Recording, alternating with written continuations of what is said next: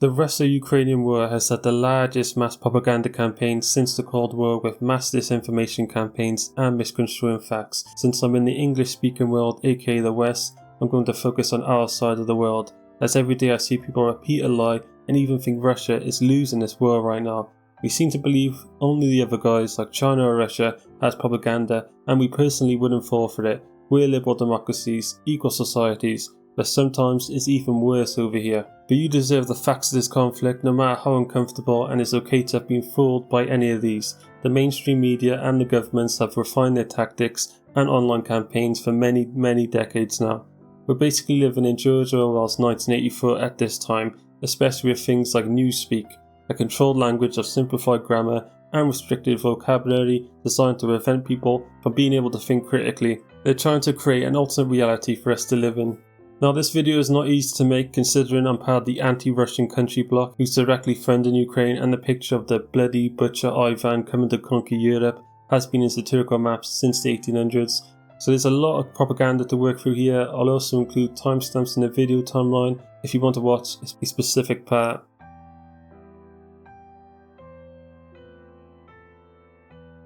After the 2014 Maidan coup, which started when Russia offered Ukraine a $13 billion bailout instead of making an association deal with the European Union, which would have started a process of integrating Ukraine with the EU, Russia took problem with it, as they wanted Ukraine in their Eurasian Customs Union because they had deep economic ties being a part of Russia for hundreds of years, which on February 2013, President of the European Commission, José Manuel Barroso, made it clear that one country cannot at the same time be a member of a customs union and be in a deep common free trade area with the European Union. So I asked the listener, is that trying to drive a wedge between Russia and Ukraine? Which, keep in mind, the EU also made it clear Russia could never join the Union itself because it's too big and may become too strong. I mean, just look at their population size and the amount of resources. They could become the biggest economy in Europe if everything went right.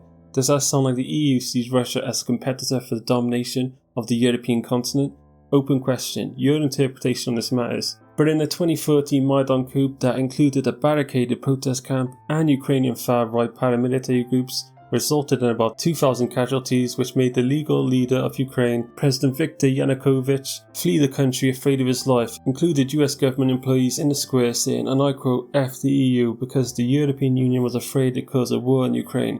The Western media quickly moved to call it a colour revolution to whitewash it. Ukraine Fact Check says it was not a coup and has nothing to do with the current war. Well, clearly it does, as after the coup to remove pro-Russian leaders with pro-Western leaders, Russia's key military base in Crimea, which was given to the Ukrainian Soviet Republic from the Russian Soviet Republic, when both were in the USSR, could have been taken away, which anyone with knowledge on geopolitics will say that Crimea is extremely critical to Russian defence and trade, which is why Western leaders couldn't protest much about it. And then the Russian speakers in the Donbass region, with Ukraine being taken over by far-right anti-Russian fascists and implementing laws discriminating against them, started revolting to separate from Ukraine. Wikipedia calls this the war in Donbass and a continuation of the Russo-Ukrainian war. An article by the University of Cambridge says not to call it a civil war, as it is not internal to Ukraine, but self-defense from acts of Russian aggression. The Swedish Institute of International Affairs says to call it an interstate war rather than a civil war,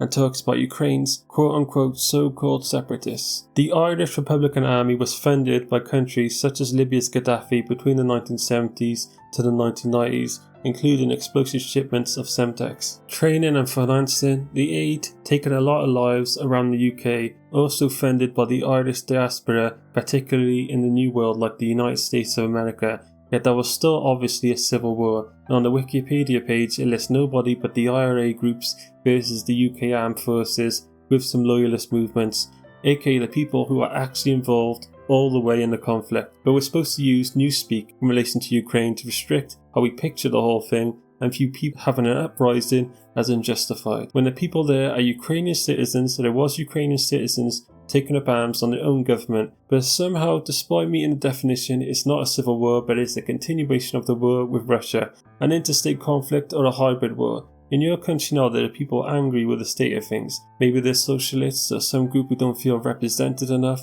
If big enough events start happening, they will take their chance in the ensuing chaos. But the media is trying to portray that the Ukrainian citizens have no reason to rebel, that it's a Russian conflict.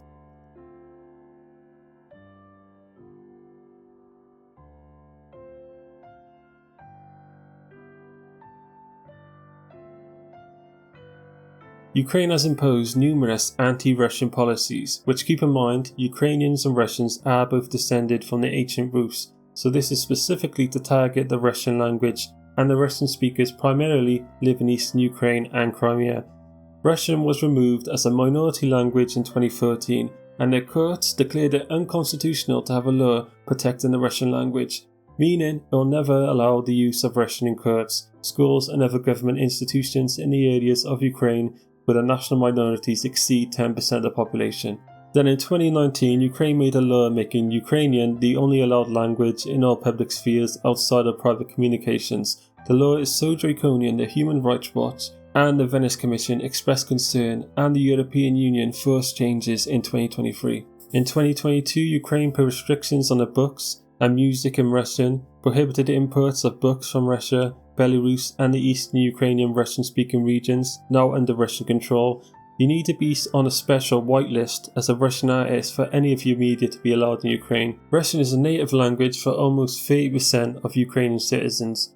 What else is this but forced assimilation? What happens when a people's language and culture is being suppressed? They will want to join a country who lets them live freely. But in Western media, Vladimir Putin saying he's protecting Russian speakers is considered insane, and in reality he's just some maniac conqueror. Ask yourself, how would you feel, personally, if you were in this situation? Would you feel the need to be protected at all? Whether you fully 100% agree with how it's done or not, is clearly not a man losing his marbles for saying this and some blatant conjured up, out of nowhere random propaganda like it's portrayed in the Western media. A great example of the radical fascists is the Svoboda Party, active since 2004, a successor of the Socialist National Party of Ukraine, who were in trouble for using neo-German National Socialist symbols and had to rebrand. A notable member is Irina Fadion, who has been a member of the party since 2005 and served as a deputy in the Ukrainian parliament from 2012 to 2013.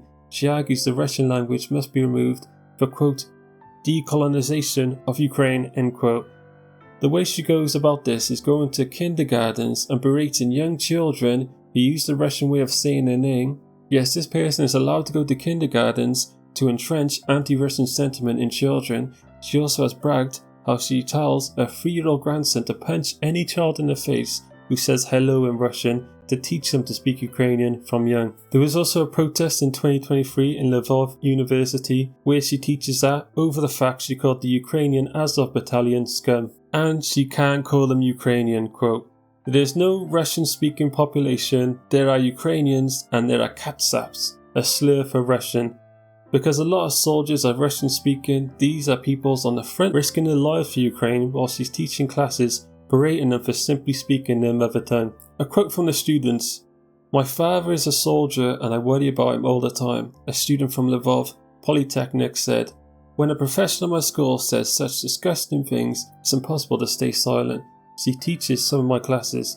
If you know anything about the Ukrainian military, not having powerful friends is deadly. If someone is seen as the enemy, bad things can happen to him, to say the least." She put her own students' family members' lives in danger with these statements. To make herself look better, Irina then published a letter from the student temporarily occupied Crimea who supported the position on the importance of the Ukrainian language and said that he was looking forward to the liberation of his hometown.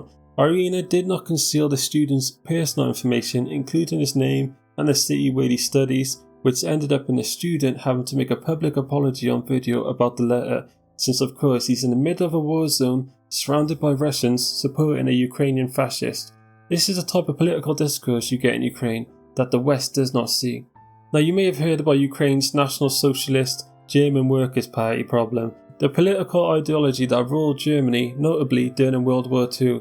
Putin, in his speech about the special military operation, said one of his goals is to de-national socialize Ukraine. While the issue itself, it's very clearly real and true. Before the first conflict in 2014, Western media all talked about Ukraine's problem with it. Their paramilitaries had all sorts of clear National Socialist symbols in their logos.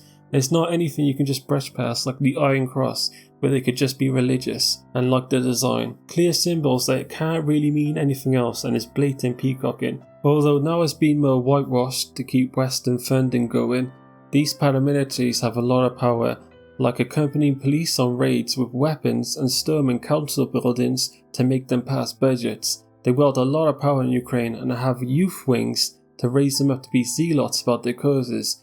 It's very interesting, the dynamic. But the Ukrainian National Socialist ideology is more tailored to the Ukrainian experience, as the original Germanic National Socialists were more anti-Slavic, and Ukrainians are of course Slavic, so it needs to be switched around a bit clearly. So instead of their main enemy being about Semites, they say all Ukraine's root problems come from Russia instead. They claim the peoples of the Russian Federation, of whom they call the Muscovite Rus, because the Rus Grand Prince of Muscovy, Ivan the Great, first united all Russian peoples. So they say Russia is a Muscovite project, and so the Muscovite Rus were tainted either racially, morally, or even both, by the Mongolian subjugation called the Tatar yoke for hundreds of years, while Ukraine stayed pure, mainly served under the Polish-Lithuanian Commonwealth as more equal subjects, or were steppe Cossacks living a free life on the fields.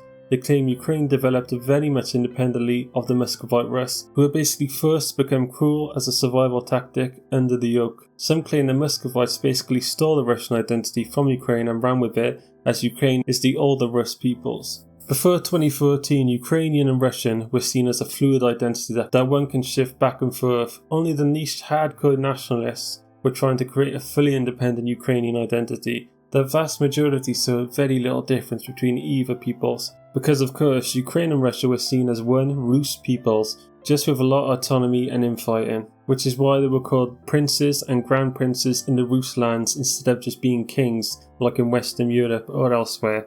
Then they all fully united under the Tsardom of Russia, the Russian Empire and the USSR for hundreds of years after that. Ukraine was settled by many Russians to farm because of Ukraine's rich black soil. Even though Ukraine talks of this Cossack identity as their founding law, being a Cossack was more a way of life, like being a gypsy, or some call it a traveller now. Russian serfs would escape their landlords to become a Cossack, for example. Maybe a criminal fleeing town would run to become a Cossack. Because Ukraine translates to borderlands, being a Cossack was more like being a cowboy during the American Wild West, roaming around in an anarchy, a lawless frontier, not a national identity. It's only this very hard split down the middle of Russian versus Ukrainian was drawn after 2014, where everyone was forced to pick a side. You can't speak both Russian and Ukrainian now, as Ukraine was a multilingual country before. Now the language is your identity and their rival identities, which is what the nationalists have wanted for so many years. Not a symbiotic relationship, a brother peoples, or a language issue. A hard removal from Russians, full stop. Russian shouldn't even be a protected language in Ukraine. It's not our peoples at all. This is why, even though he got mocked for it, Vladimir Putin gave a long in-depth history lesson on what Ukraine even is and the Rus peoples as a whole. People will think Ukraine is akin to Poland or the Baltics for Russia, are foreign peoples who they added to their empire and want to re-add to their empire just to do some empire building, or Putin's gone mad. The news media, when Donald Trump talked about annexing Greenland, you heard them talk about how Iceland is more green than Greenland, but the Vikings called it Greenland to attract colonists, giving a whole history lesson there, despite Trump saying he doesn't rule out violence to get Greenland. But they just tell us about drone strikes and the apparent meat-wave attacks in regard to this war. Why do they even want the Western audience to dig through news articles and Wikipedia to learn about the backstory, when everyone knows people today do much less long-form reading than in the past? They want videos doing that for them, and comment threads. There's such a deep history and lore behind this conflict, and it's all just brushed past. It's like skipping straight to the last part of a movie or watching Memento, where it's all over the place and you have to piece it together yourself.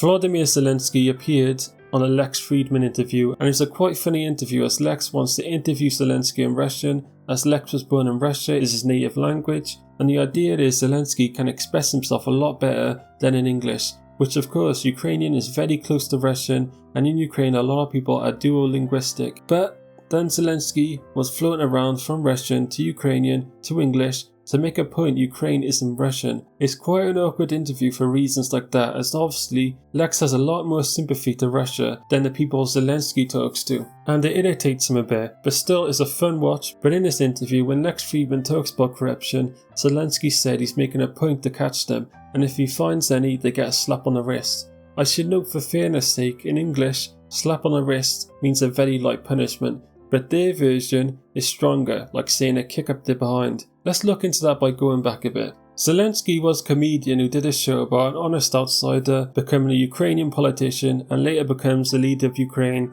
who's anti-corruption and jumps in joy getting Ukraine to join the European Union. He was beloved in Ukraine for this role. Then he actually gets into politics after the show ends, promising to end corruption and wanted to join the EU. But Zelensky was actually exposed in the Pandora Papers for having an offshore account in the British Virgin Islands, Cyprus and Belize. You go to places like these as they won't ask where the money comes from, won't tax it, and will help you clean up your money by investing in things like real estate.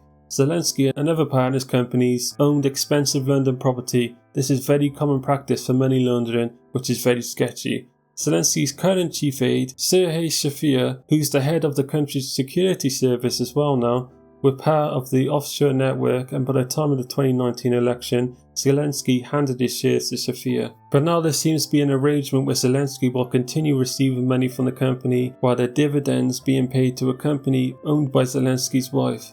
So a man who got elected because he was an outsider who promised to stop corruption from the elites who hide money in their offshore bank accounts, had an offshore bank account himself, but then he went, look guys, I gave up these shares to his chief aide who's head of the security service now. So now Zelensky can investigate himself and see he did nothing wrong.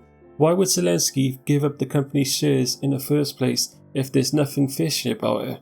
Who funded Zelensky's campaign also? A Ukrainian media mogul who stole $5.5 billion from a Ukrainian bank. There was also the cardboard protest in Ukraine in 2025 because Kyiv wanted to destroy the anti-corruption agencies, removing their independence and to be governed by another one of Zelensky's loyalist buddies. It started when law enforcement officers raided the offices of the National Anti-Corruption Bureau of Ukraine to investigate 15 employees as part of an alleged investigation into traffic violations, led by the Security Service of Ukraine, who, remember, is connected to the previously mentioned Sergei Shafir, who owns a sketchy offshore company that Zelensky is attached to. Then when controversy popped up, they said it was because a person in there was pro-Russian and was being investigated for treason, really pulling out the Russia card for this corruption. Obviously, even if people like Zelensky, they don't trust the Ukrainian government to be qualified to run the anti-corruption body, since they're the main ones facilitating the corruption.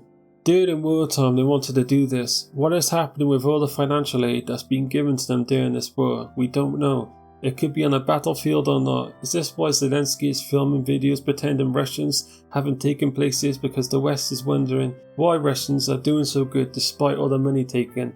Let's call it what it is. Zelensky seems to have been chosen by the oligarchs because he was a beloved comedian on a TV show about becoming president, as the public were getting fed up with the corruption. So Zelensky will have to use his acting skills from the TV show to charm the public. He's portrayed to the West as the same, a charming man who's a patriot, anti-corruption, who should be fast-tracked into the EU despite the corruption problem, which just means EU citizens' tax money used as aid will be siphoned off into the oligarchs' pocket, since poorer countries in the EU are given money for development, also including the money the EU will have to pay to rebuild Ukraine in the first place, then handed off to private investors, including the weapons needed to be given because it's theorized Ukraine spends 100% of its tax money on military, which is completely unsustainable. So anybody like the Finnish president saying them joining the EU would suddenly make the EU a huge military power with 800,000 soldiers, they're going to need to be demobilised and be a EU welfare state. It's not possible to get around that.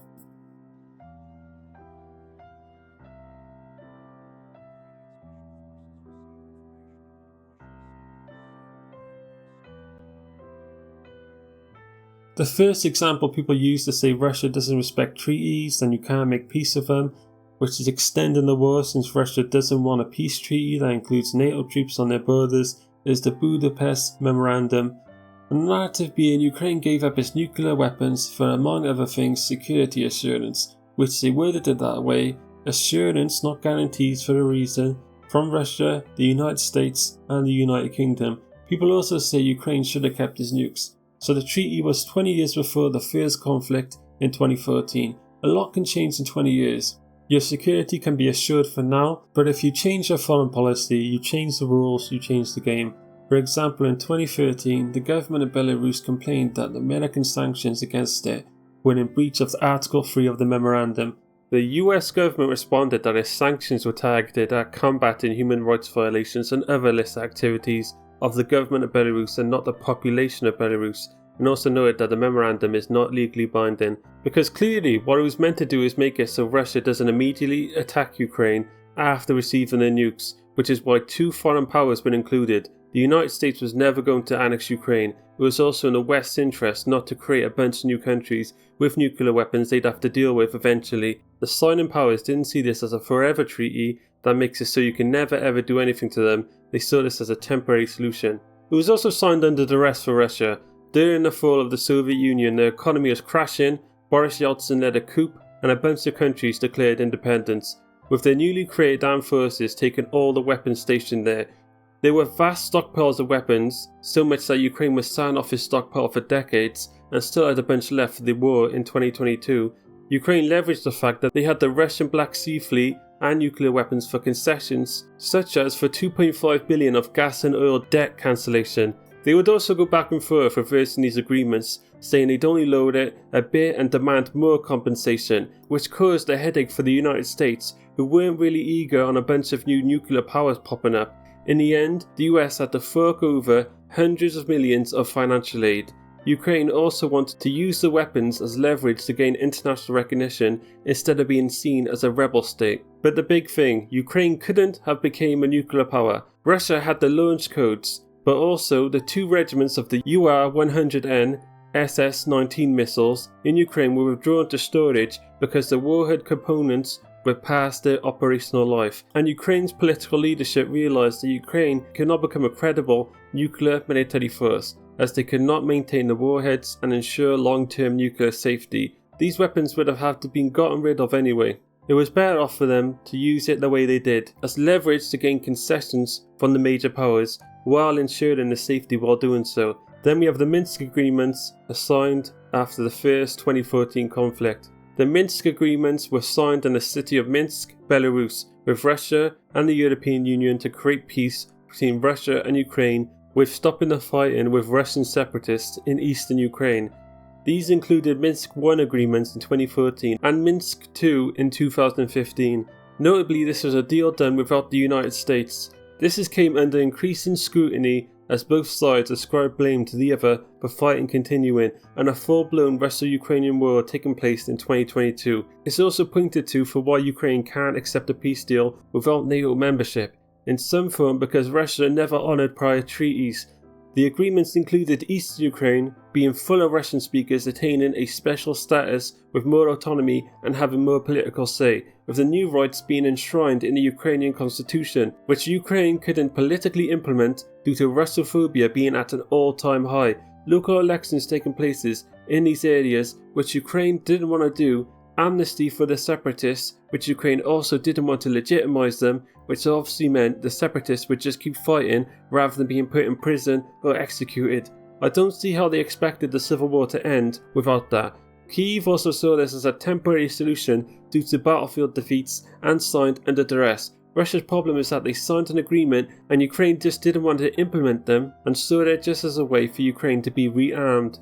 Western media, of course, perceived this as crazy until Angela Merkel, one of the guarantors of the Minsk agreements, came out and said in an interview with Die Zeit, it was an attempt to give time to Kyiv and strengthen it in ways including militarily, noting that Ukraine of 2014 to 2015 is not the Ukraine of today. Furthermore, on this issue, on EU versus Disinfo, which is an initiative by the European Union to combat disinformation, so this is an official narrative by the EU, Merkel is clear she had no illusions about the possibility of establishing a lasting peace through the Minsk talks, and the only goal was to reach an agreement that would prevent the immediate takeover of all Ukraine by Russia, which at this time fueled and participated in armed hostilities in Ukraine.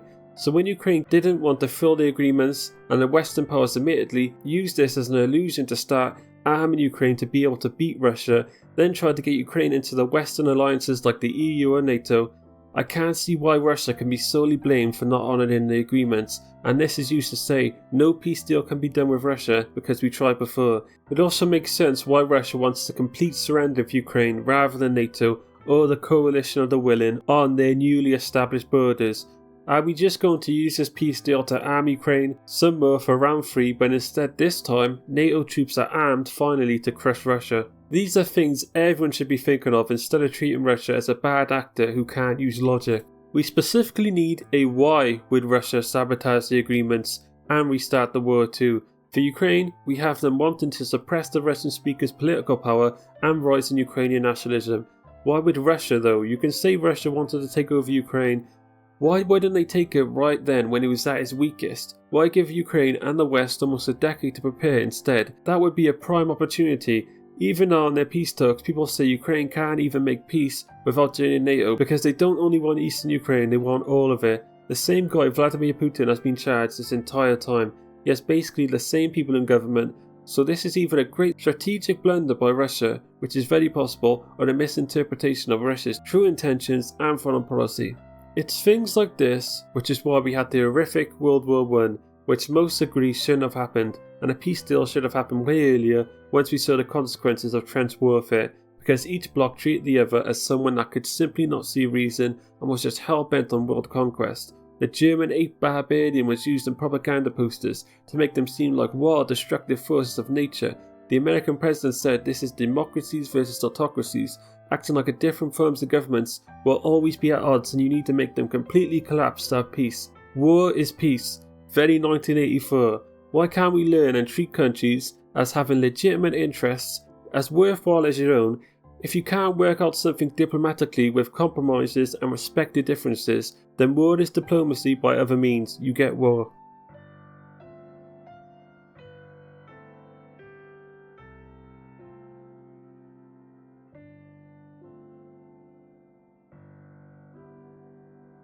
After the collapse of the Soviet Union and lost its superpower status, NATO kept expanding into the USSR's former backyard despite Russia no longer being a credible threat and the fact Russia was becoming a junior part of the USA, creating a long drawn out humiliation ritual for decades. Ukraine was the cherry on top since it was seen as integral to Russia as Normandy is to France for a long time. This isn't an opinion piece.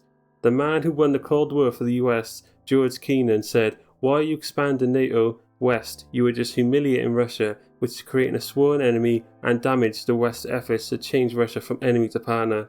And now you have the Trump administration saying they lost Russia to China. Russia is looking to sell all the cheap energy to China and create power of Siberia too. The one thing China doesn't have is cheap energy, and the fact that the US can easily blockade their imports from the Middle East. They still use a ton of coal. Russia will fix that for them. The problem was before China offered to buy at a lower price than Europe, but now Russia has all this cheap gas just building up and going nowhere. They may as well just sell it. So instead of a partner to the West who has all the resources in the world to exploit, the West kept enlarging NATO, which was built as a hostile alliance to Russia, and saying they can never enter NATO or the European Union themselves. How are they meant to feel? 85% of the world has not sanctioned Russia. India, a country that complains about colonization and imperialism all the time, is not only helping Russia get its energy to the world market, but doing joint manufacturing drones with Russia, very proudly, with no pushback from their people. We need to ask ourselves, why does the world see it differently? Why aren't they jumping to join the good guys?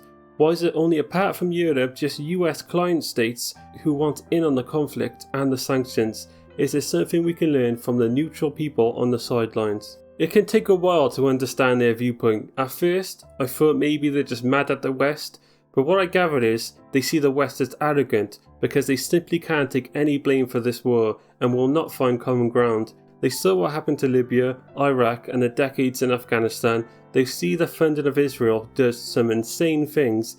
Everything we forget about, they take note. They see NATO is a pretty aggressive alliance. NATO has been in more conflicts than Russia since the fall of the USSR, especially if you count the Chechen wars as a civil war rather than an intervention. China has had 0 wars since the 1970s, yet we lecture about human rights and peace. You have to be realistic and acknowledge what works for both sides.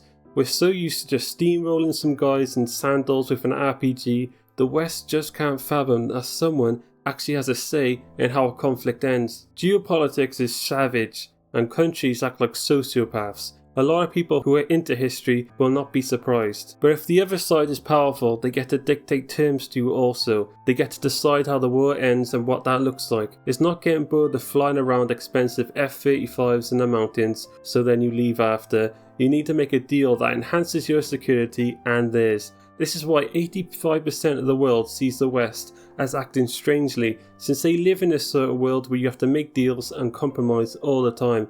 It's maintaining a delicate balance of power with your neighbours.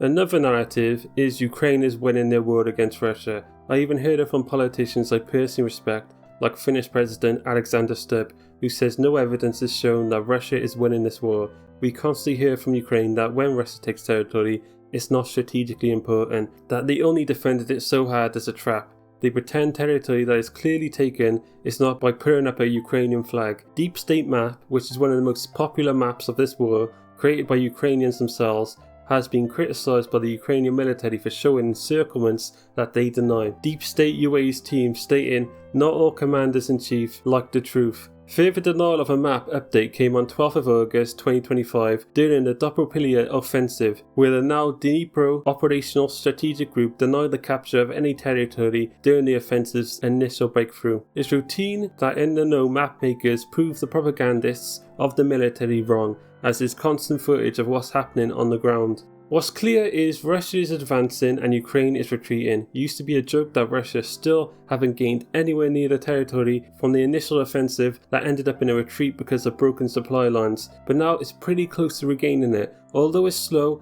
it's a war of attrition and Russia has 100 million more men, land, resources, everything. Ukraine isn't a peer power of Russia. Russia is only spending 8% of its GDP on military and Ukraine 50%, with all resources mobilised for war. Russia hasn't even fully mobilised its economy yet and is still advancing, still has more weapons. There was also the Russia is now the second best army in Russia joke during Ukraine's Kursk offensive. They've now been pushed out and Russia now has territory in that area. Ukraine also desperately attacked Russia's oil refineries, even despite an energy infrastructure ceasefire. As Volodymyr Zelensky said, Russian civilians should feel the pain of the war. Which doesn't that show how unhurt Russia is compared to Ukraine, since that was a way of disrupting Russia. But I say desperately as now Russia attacks Ukraine's energy infrastructure back. Now Ukrainians are freezing in this harsh winter in horrible conditions. You especially need heating in the frontline areas in a trench. These are awful conditions to risk by attacking oil refiners and reeks of needing to try anything to win. Ukraine also needs to kidnap people off the streets to fill the gaps in their constant manpower shortage. Their own people don't believe in this war. The military also has some corruption, as there's reports of soldiers being told to give all their pay to their commanders or get their kneecaps broken or even put on a bad position on the front lines. A good interview here with Willie OAM and a foreign soldier who had this happen to them, when the commanders also have a Soviet mentality where they don't care much about their soldiers at all. It's a horrible gig to be in the Ukrainian army. We also hear of these so-called meat wave attacks. There's no footage of these meat wave attacks, despite cameras everywhere. It's actually tactics being used. What I'm gonna find funny is when Russia wins this war, which I only see them losing if they have some sort of internal collapse, is that people are going to be in shock and awe about it. They were told Russia would collapse in a few months. They're running on fumes, they're out of men, when in fact it's Ukraine running on fumes. That will cause some crisis on the trust of governments and media who told their people Russia is losing. Then also the Ukrainian people will feel different on how they see the West. They will look and say all the lives wasted, all the money sent, what was it all for? To give Russia a bloody nose for them? Were we allies or did they just fight until the last Ukrainian? These are the hard questions that will come after. With all the stats available, Russia is taking more territory with less loss of lives and equipment than before, while with the fact they only spent an 8% of GDP and Ukraine about 40% shows they can mobilise way more resources and aren't even in full war economy. War economy is 40 to 50% of GDP, so they can continue the effort for many more years. Can Ukraine though? If Russia is hurting, Ukraine has to be in a way more pain since it has less resources and is already fully mobilised. It's just how this conflict will work out. while Ukraine has lost its biggest supporter in the USA, who has gotten tired of this conflict, being so far away from it. Europe needs to pick up the slack, and it's hard for the stagnating economies to spend more on war. What's Ukraine's real prize too? BlackRock enters and buys up all their land for cheap. They join the European Union, and more tens of millions leave to the richer Western European counterparts. Maybe in 20 or 30 years, Ukraine's GDP per capita is good for Eastern Europe. I can't help but think they will feel misled about this experiment.